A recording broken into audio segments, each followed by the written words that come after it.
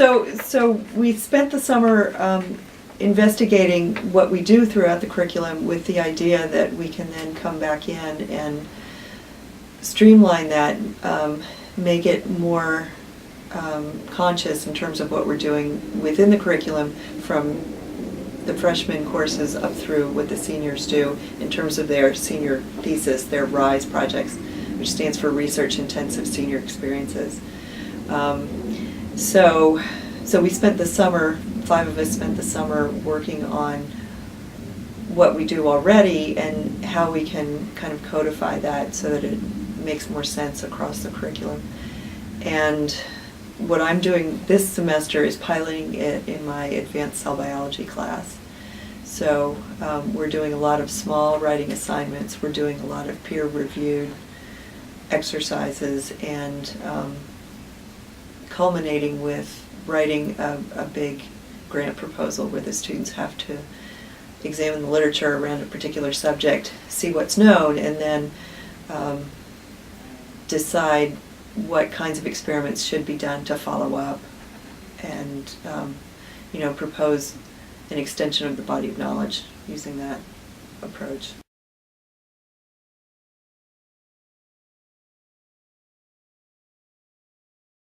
Yeah, I think the biggest challenge is the fact that we have a lot of majors in our department, and it takes a lot of time to evaluate somebody's writing carefully. So I think that's going to be the biggest challenge, trying to devise ways that it's not going to take so much faculty time to try and evaluate what the students are doing and if they're doing it to the standards that we set.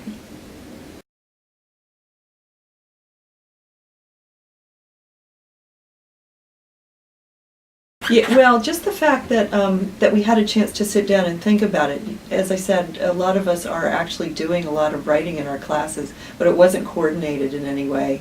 And the upper level classes, we didn't know what to expect the students coming into our classes would have done previously. So just the fact that we had a chance to sit down and talk about it and set out what the standards for writing in the department should be turned out to be really useful.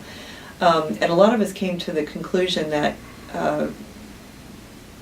two things really. One was the fact that writing is thinking, that having it together in a framework where you have to outline what you're thinking about turns out to be really useful for helping you think. So that was one thing. The other thing is that it made me more conscious about how I try and teach writing. Before, I was maybe not being as thoughtful about it as I should have been with particular students, and so now that I've had a chance to kind of step back and think about it a little bit more, I think I probably am going to be doing a better job at it than I had in the past.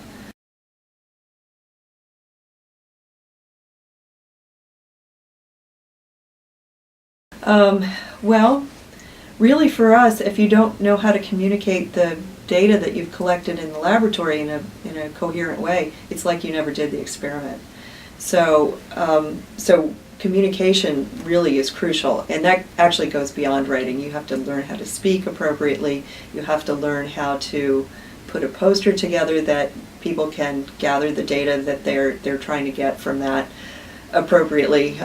So it kind of goes beyond writing. The other thing we sort of realized as we were putting this all together is that learning how to read the literature turns out to be really important in order to be able to write effectively as well. Because if you can't figure out what other people have done, then you don't know where your work fits into the current body of knowledge, and if you're extending the current body of knowledge or not. So it turns out that reading the literature, the scientific literature, and writing about it kind of goes hand in hand. And that's one of the things that I'm trying to do in my advanced cell class.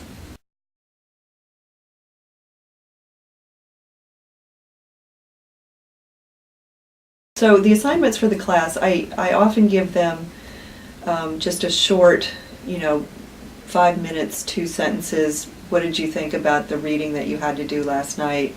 We exchange that. Other people will evaluate whether or not they felt the second student feels like the first student captured it with his or her ideas.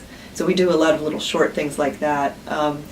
We're having two more substantial papers throughout the semester. So I've given them 3 weeks to work on those. They have to come up with a topic and an outline for the first week. The second week they have to have a rough draft. They're exchanging those with each other. I get to see them at that stage as well, and then they have another week to work on the final draft, the final perfect draft.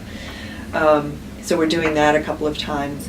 And then at the end of the semester, instead of having a final exam, as I said, they're going to be writing a grant proposal. So again, it requires them to read the literature, figure out what we know, and then from that what we don't know, and then think about ways that you could extend that by doing some new experiments. They're not going to actually do the experiments, but it's sort of a thought exercise, because if they are going to go on to be scientists or clinicians that are doing studies, that's kind of where you need to be in figuring out, you know, what's known, what's unknown, and where you can go with the current tools that you have available.